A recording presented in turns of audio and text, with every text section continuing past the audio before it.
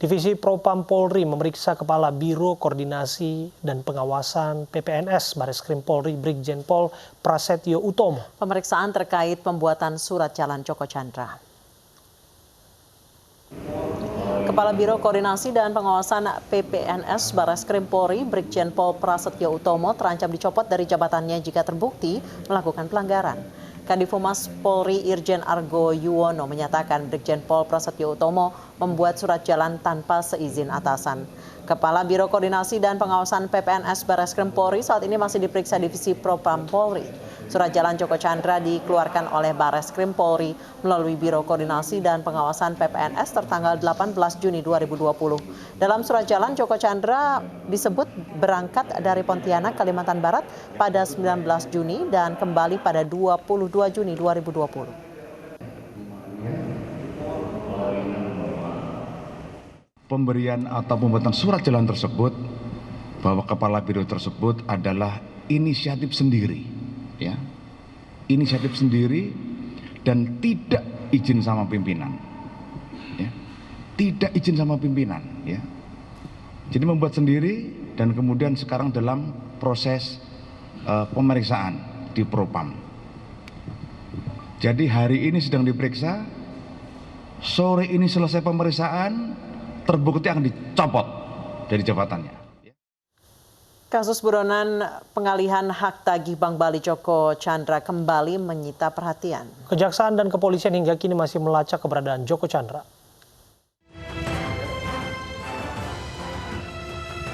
Gaduh pencarian Joko Chandra terus bergulir. Terkait buron kasus pengalihan hak tagih Bank Bali tersebut, Jaksa Agung ST Burhanuddin angkat bicara. Jaksa Agung menilai sedianya Joko Chandra tetap berstatus dalam red notice. Hingga kini kejaksaan pun masih belum mengetahui keberadaan Joko Chandra. Ya, kita baru informasi, kita belum bergerak lagi, tapi masih kalau bergerak juga kita masih ini sekarang warga negara mana si Joko Chandra juga kita nggak tahu. Nyatanya KTP-nya lagi diperiksa juga. Terkait Joko Chandra, Koordinator Masyarakat Anti Korupsi Boyamin menemui Komisi 3 DPR. Kehadiran Boyamin di DPR sekaligus memberikan surat jalan Joko Chandra. Salah satu isi berkas yang diberikan Boyamin menyebut bahwa surat jalan terhadap Joko Chandra diduga dikeluarkan oleh kepolisian. Ketua Presidium Indonesia Police Watch mengecam keras dugaan keterlibatan polisi dalam kasus surat jalan Joko Chandra. Lebih lanjut, IPW meminta agar setiap penegak hukum bekerja profesional dalam mengusut keberadaan Joko Chandra. Tim Liputan iNews melaporkan.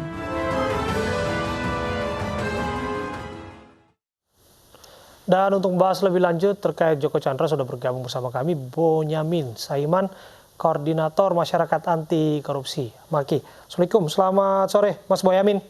Sore, Assalamualaikum warahmatullahi wabarakatuh. Ya, Mas Boyamin, langsung saja ada dugaan keterlibatan orang dalam Polri, perwira tinggi mengenai surat jalan ini. Anda juga sudah punya datanya. Apa catatan Anda? Ya, sebenarnya kan saya ingin menyampaikan itu kepada DPR, tapi karena siang ini Mabes Polri melalui Pak Argo Yuwono sudah membuka, ya memang ada satu rangkaian di kepolisian yang memudahkan Joko Chandra itu untuk hilang cekal dan bisa bepergian kemana-mana. Baik, aksesnya seperti apa? Siapa yang membuka akses ke petinggi kepolisian, Pak Boy? Saya mohon maaf tidak bisa tahu itu juga, karena ini kan sepotong-sepotong. Awalnya itu kan karena PK, lawyernya ngomong punya KTP, kaget saya. Terus kemudian punya akses untuk mencari data itu. Dapatlah memang dia mencetak KTP tanggal 8 Juni. Terus mengajukan PK 8 Juni juga siangnya. Nah, saya cari memang betul di sana ada memori PK dan saya dapat itu juga. Terus kemudian dapat sepotong lagi paspor yang dibuat tanggal 22 Juni dan jadinya tanggal 23 Juni di Imigrasi Jakarta Utara. Terus kemudian dapat juga sepotong surat permintaan dari Sekretaris NCB Interpol meminta itu cekal Joko Chandra dicabut di Imigrasi. Terus kemudian terakhir dapat surat jalan dari lembaga instansi di kepolisian menyatakan Joko Chandra bepergian tanggal 19 Juni ke Pontianak dan 22 kembali ke Jakarta. Itulah sepotong-sepotong. Jadi sebenarnya kemarin saya menyampaikan ke Komisi 3 DPR itu kan DPR berhak memanggil kepolisian, kejaksaan, Kementerian Hukum HAM untuk memastikan ini semua alur dan supaya mereka tidak saling lempar tanggung jawab seperti selama ini. Karena imigrasi selalu ngomong bahwa dia menghapus cekal karena NCB Interpol. NCB Interpol meminta cekal dicabut karena ada sesuatu yang tidak pernah diperpanjang cekalnya dari Kejaksaan Agung. Kejaksaan Agung ngomong tidak pernah mencabut cekal sampai tertangkap. Jadi ini saling putar-putar. Maka kemudian ya saya publikasikan dan saya masukkan ke DPR dan Ombudsman kemarin. Oke, kalau saat ini langkah yang dilakukan kepolisian dengan masuk di Propam dan sudah memeriksa salah satu Jenderal Bintang 1, apa Ya, komentar Anda? Ini kan bagian dari proses yang Lurah Grogol Selatan kan juga sudah dicopot kemarin karena dianggap hanya melayani istimewa pagi-pagi dan tanpa memberikan kebebasan kepada petugas yang mengurusi EKTP, itu aja dicopot. Nah, kalau ini di kepolisian bahkan ada Bintang 1 yang bikin surat jalan dan prosesnya Propam, setidak-tidaknya juga dicopot jabatannya nanti. Dan ini kan supaya apa? Ada punishment terhadap orang-orang yang diduga melanggar dan supaya tidak terulang lagi di kemudian hari. Minimal kan itu. Bukan persoalan menangkap atau apa. Joko Chandra jauh di Kuala Lumpur sekarang. Pak Boy, berarti selama 11 tahun tadi dari penggalan-penggalan cerita yang Anda sebutkan, berarti bisa jadi selama 11 tahun ini Joko Chandra bebas keluar masuk Indonesia dong sebenarnya? Tidak, kalau itu kan cekal itu baru dihapus pada tanggal 12 Mei 2020. Jadi keluar masuk itu nampaknya baru setelah 12 Mei 2020 sampai tanggal 22 Juni 2020, 1 bulan setengah aja. Dia nampaknya ngurus KTP, ngurus surat kuasa ke lawyer, terus pulang lagi Kuala Lumpur, balik lagi, kemudian ngurus KTP dan PK tanggal 8 Juni. Nampaknya dia habis itu pulang lagi Kuala Lumpur. Terus kemudian ada urusan apa, setidaknya tadi paling cepat, paling lambat ya 19 Juni dia ke Pontianak, terus ke Kuala Lumpur. Tanggal 21-nya balik Indonesia ngurus paspor, dia terus kemudian pergi lagi. Jadi keluar masuknya ya baru bulan Mei sampai Juni ini aja, sampai 2 bulan ini aja. Sebelum-sebelumnya tidak ada kabar apapun bahwa Joko Chandra masuk Indonesia, dan partner saya pernah ketemu Joko Chandra pada Oktober 2019 di Malaysia, dan dari cerita-cerita yang ada di situ dia nyaman di Malaysia karena bisa boleh investasi dan lain sebagainya. Jadi nampaknya dia belum berusaha masuk Indonesia. Tapi selama 5 tahun jabatan Jaksa Agung Pak Prasetyo kemarin memang berusaha mendekati untuk bisa masuk Indonesia dengan minta dibebaskan, sampai meminta Jaksa Agung Malaysia menemui Pak Prasetyo di Beijing misalnya begitu. Dan sampai pada level tertentu ada seorang menteri yang meminta Jaksa Agung untuk membebaskan Joko Chandra selama masa jabatan Pak Prasetyo kemarin. Oke, Mas Boyamin, kita tahu status Joko Chandra ini kan buronan kelas kakap ya, kasus Jesse Mang Bali. Jika Brigjen Prasetyo saat ini sudah diperiksa, menurut Anda ada aktor lain yang lebih tinggi di balik ini semua yang harusnya bertanggung jawab dan juga diperiksa? Ada yang berkaitan dengan di NCB Interpol yang di bawah kepolisian juga, karena justru sumber masalahnya di sana. Imigrasi itu ekornya, terus ini surat jalan ini juga ekornya, KTP juga ekornya. Sumber masalahnya justru di NCB Interpol Indonesia, karena dia yang justru meminta pada Jaksa Agung waktu itu menanyakan sebenarnya begitu bagaimana status Joko Chandra. Sudah dijawab bahwa Joko Chandra itu DPO dan harus dieksekusi, dan sehingga cekalnya tetap abadi kan, itu kan DPO-nya abadi. Tapi nampaknya NCB Interpol tetap nyurati imigrasi untuk mencabut cekal dari Joko Chandra. Nah, inilah sumber masalahnya malah di sana. Justru itu karena ada juga yang diduga cacat dari Bintang 1 yang berkaitan dengan surat cekal tadi, yang pertama mengirim surat kepada Kejaksaan Agung atau pada instansi yang lain, atau melayani dari permintaan istri Joko Chandra. Justru lebih banyak dilayani di NCB Interpol karena terkaitan dengan cekal. Kalau cekal ini tidak dihilangkan kan dia tidak bisa masuk Indonesia, tidak bisa bikin KTP, tidak bisa bikin paspor, tidak dapat surat jalan gitu. Justru Pak Boy, ini Kakorwas PPNS BJP PU Brigjen Prasetyo telah dicopot dari jabatannya, tanggapannya? Ya memang seharusnya, kalau ini kan minimalis kalau baru dicopot itu kan. Nah, nanti kalau ada dugaan penyalahgunaan wewenang, mestinya Propam atau Barreskrim sendiri bisa men-treatment kalau memang ada pelanggaran hukum. Kalau copot itu pasti harus. lebih tinggi lagi, copot dari keanggotaan kalau memang nantinya kesalahannya fatal. Ini karena apapun kan supaya tidak terulang, minimalnya begitu, minimalnya hanya supaya tidak terulang gitu kan. Dan kalau perlu yang bisa dilacak lagi siapa yang di belakangnya, berkaitan yang urus gitu, kemudian mudah-mudahan bisa dilacak dan kemudian bisa ditangkap Joko Chandra. Ujung golnya paling ujung kan di situ. Oke, jika ditarik ke arah aktor politik lain yang diduga juga terlibat dalam kasus Cesi Bank Bali, mungkinkah mereka memberikan perlindungan dalam tanda kutip kepada Joko Chandra? Ya, kalau analisa saya ya Mas, karena saya belum punya bukti apapun. Nampaknya dia dibantu oleh orang-orang yang sebenarnya punya pengalaman aja lah. Baik, Pak Boy, analisa Anda, rantai tamengnya seperti apa?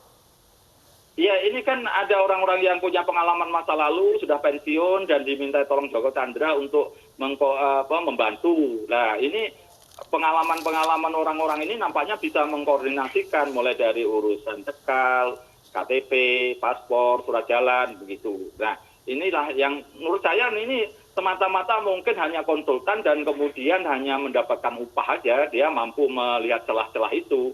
Karena ketika ada alasan, misalnya alasan yang dibuat, misalnya cekal dihapus karena lebih 5 tahun, itu kan dalih-dalih yang bisa digunakan gitu kan. Dari pihak-pihak mana saja yang kira-kira mampu membuat tameng atau perlindungan bagi Joko Chandra ini?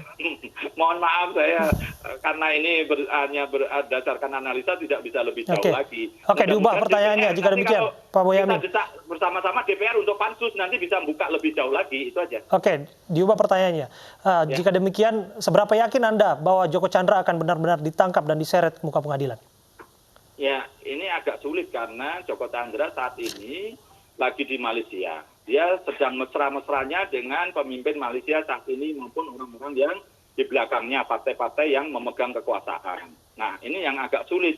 Karena proses itu sebenarnya sudah pernah dicoba Pak Prasetyo waktu Jaksa Agung untuk memulangkan Joko Chandra. Tapi sulit sekali waktu itu karena memang tipikal Pak Joko Chandra itu baik di Papua Nugini maupun di Malaysia dekat dengan kekuasaan. Jadi agak berat. Tapi itu pun tidak bisa, kemudian sangat pesimis. Saya masih optimis sepanjang pemerintah Indonesia serius untuk mengambil Joko Chandra dari Malaysia. Dan itu sebenarnya negara lain itu hanya sederhana kok. Kalau kita serius maka mereka akan membantu. Tapi kalau kita main-main ya tidak dibantu. Sehingga bisa dibalik kalau mereka tidak bantu karena kelihatan kita main-main seremonial dan hanya istilahnya ini istilahnya obor-obor belarak kalau Jawa itu ada sampah terbakar dipadamkan karena ini masyarakat bergejolak ya kemudian dibentuk tim pemburu koruptor misalnya begitu. Tapi serius tidaknya itulah yang menjadi tolak ukur akan negara lain akan menghormati kita atau tidak.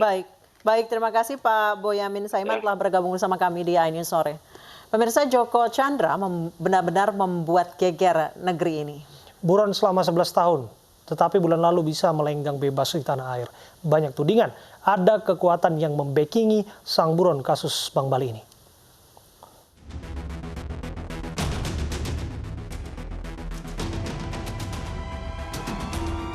Menteri Hukum dan HAM Yasona Lauli begitu ceria ketika membawa pulang buron Kejaksaan Agung Maria Paulina Lumowa dari Serbia pekan lalu. Betapa tidak, Maria Paulina buron kelas kakap kasus pembobolan BNI 1,7 triliun rupiah. Tapi dalam hitungan hari semua berbalik. Kementerian yang dipimpin Yasona sedang diterpa kabar tak sedap lantaran buron kelas kakap lain Joko Chandra bisa melenggang bebas keluar masuk Indonesia. Joko Chandra buron 11 tahun di kasus pengalihan hutang Bank Bali yang rugikan negara nyaris 1 triliun rupiah. Siapa punya Joko Chandra, saya nggak ada urusan dengan surat jalan itu kok. Dari siapa? Saya nggak punya. Saya kan urusan imigrasi, bukan urusan surat jalan.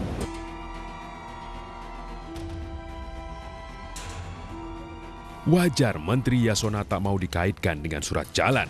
Pasalnya, di hari yang sama, masyarakat anti korupsi Indonesia bertandang ke Komisi 3, mempertanyakan sepucuk kertas yang katanya surat jalan dari institusi di negeri ini untuk Joker alias Joko Chandra, supaya ia bisa bebas hilir mudik di tanah air. Ini kan suratnya kan, tapi ini tetap saya potong. Nah, gitu loh, kopnya saya potong.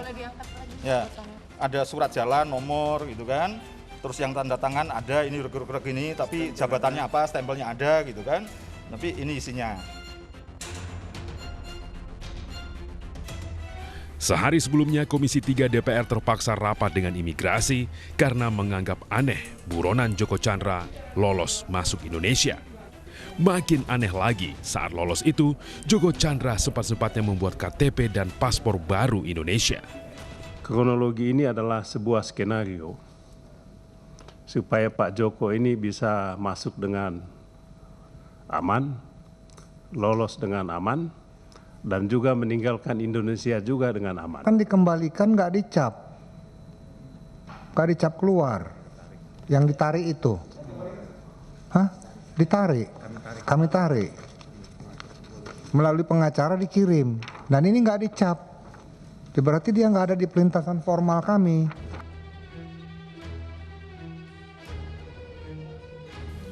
Kuasa hukum Joko Chandra menepis tuduhan ada skenario yang bikin kliennya tidak terdeteksi keluar masuk Indonesia. Bagi dia, isu ini sengaja dibuat besar karena ada pihak menunggangi. Janganlah kita menyalahkan satu sama lain bahwa kecolongan. Gak ada yang kecolongan. Gak ada yang kecolongan. Memang aturannya begitu. Jadi tolong ya, tidak ada yang kecolongan, tapi aturannya memang begitu. Joko Chandra masuk ke Indonesia diperkirakan Mei hingga akhir Juni lalu. Ia mencoba peruntungan baru, mengurus peninjauan kembali kasusnya di pengadilan. Dulu, 11 tahun silam, saat baru buron, ia pernah mengajukan PK, tapi gagal. Kasus Joko Chandra bermula saat Kejaksaan Agung menganggapnya terlibat permainan kotor mencairkan dana Bank Bali yang baru dapat suntikan BLBI. Setelah ditahan setahun, ia bebas karena pengadilan hanya anggap kasusnya perdata. Kejagung naik banding 8 tahun berselang. Hasilnya, Mahkamah Agung memutuskan Joko Chandra bersalah, harus dihukum 2 tahun penjara plus kembalikan uang 500 miliar rupiah lebih.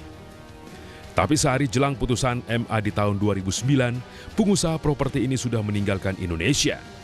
Cuma, negara berhasil menyita uangnya di Bank Bali sekitar 500 miliar rupiah. Setelah mendapat warga negara Papua Nugini, Joko Chandra lebih banyak menghabiskan waktu di Malaysia dan kembali membangun bisnis properti. Sidang PK Joko Chandra di akhir Juni dan pekan lalu gagal digelar karena Joko sakit. Kuasa hukum bilang kliennya sakit setelah kedatangannya ke Indonesia gaduh. Tanggal 8, tanggal 11 ya, jelas ada panggilan resmi dari pengadilan. Artinya kalau mau ada penangkapan dia buron, kenapa nggak dilakukan saat itu? Ya, bahkan Joko Chandra bisa melakukan perpanjangan paspor tanggal 22. Ya, kenapa? Ada apa ini? Kok baru 2 hari sebelum persidangan lalu kemudian terjadi seperti ini? Blodak masalah ini, siaran dan sebagainya. Ada apa gerangan? Menko Polhukam Mahfud MD sudah mengumpulkan Kabar Reskrim Mabes Polri, Wakil Jaksa Agung, Dirjen Imigrasi Kemenkumham, serta Dirjen Dukcapil Kemendagri dan meminta segera menangkap Joko Chandra. Karena bagaimanapun malu negara ini kalau dipermainkan oleh Joko Chandra. Polisi kita yang hebat masa Anda bisa nangkap, Kejaksaan Agung yang hebat seperti itu masa Anda bisa nangkap gitu. Saat ini, kuasa hukum mengaku sedang membujuk Joko Chandra hadir di sidang PK selanjutnya, Senin pekan depan 20 Juli 2020. Di tengah polemik rancangan undang-undang haluan ideologi Pancasila, pemerintah akhirnya mengeluarkan sikap tegas dengan menolak RUU HIP. Sikap pemerintah terkait RUU HIP ini akan disampaikan besok ke DPR RI melalui surat resmi.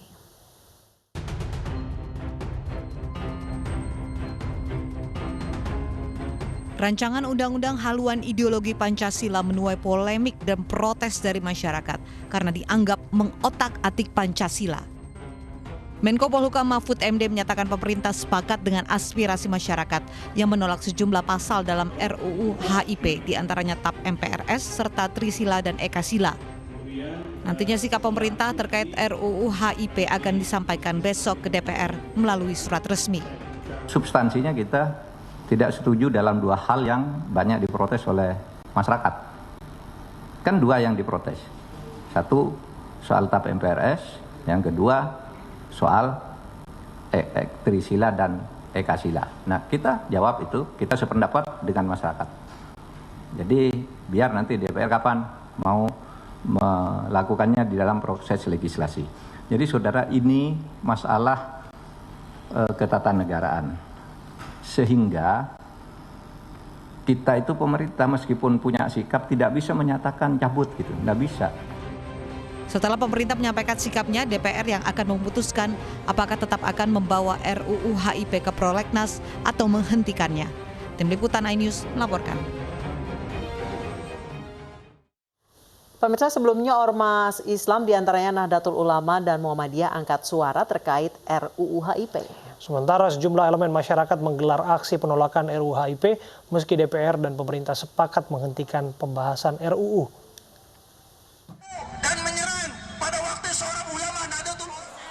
Gelombang penolakan atas rancangan Undang-Undang Haluan Ideologi Pancasila masih bergulir. Meski pemerintah sepakat menghentikan pembahasan RUU, sejumlah elemen masyarakat tetap menggelar aksi penolakan. Di antaranya aksi unjuk rasa dari sejumlah perwakilan Ormas Jumat siang di Bogor, Jawa Barat. Massa mengecam DPR karena sempat meloloskan RUU HIP sebagai produk legislasi nasional. Massa menuntut DPR mencabut RUU HIP dari prolegnas.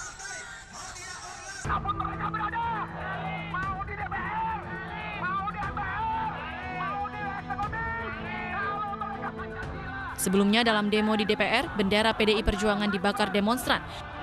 PDI Perjuangan kemudian melaporkan pembakaran bendera partai saat demo menolak RUU Haluan Ideologi Negara di DPR. Beberapa pihak menganggap PDI Perjuangan memainkan politik playing victim alias sebagai korban. Padahal fraksi PDI Perjuangan sebagai inisiator RUU Haluan Ideologi Pancasila. Kemarahan sangat bisa dipahami, tapi tindakan anarki itu sangat tidak dikehendaki oleh Ketua Umum. Maka jalur hukum menjadi salah satu opsi yang paling benar, yang salah satunya adalah cukup bisa meredam berbagai tindakan-tindakan emosional warga atau kader-kader di bawah. Kalau mau ada pendapat demikian ya silakan saja. Sementara itu sejumlah ormas Islam juga angkat bicara terkait pro kontra RUU HIP. Di antaranya dari Nahdlatul Ulama dan Muhammadiyah. Pancasila itu adalah merupakan kalimatul sawa, merupakan titik temu adanya berbagai macam perbedaan pendapat, perbedaan ras, golongan. Bahkan tegas ulang pada Munas di Situbondo pada tahun 1983 yang kemudian menyatakan satu konsepsi kebangsaan kenegaraan bahwa Pancasila dan NKRI itu adalah bentuk final. Selama ini ada kesan bahwa perdebatan atau kontroversi dan polemik RUU HIP ini adalah perdebatan diametral antara kelompok Islam dengan kelompok lain yang ada di dalam komponen bangsa ini. Ini tentu situasi yang menurut saya tidak kondusif dan mengesankan bahwa ada kelompok-kelompok tertentu yang sangat ingin untuk mendesakkan aspirasinya dan ada kelompok lain yang sangat keras menentang aspirasinya. Di tingkat eksekutif, pemerintah meminta agar DPR mempertimbangkan dengan bijak setiap rancangan undang-undang. Tim Liputan iNews melaporkan.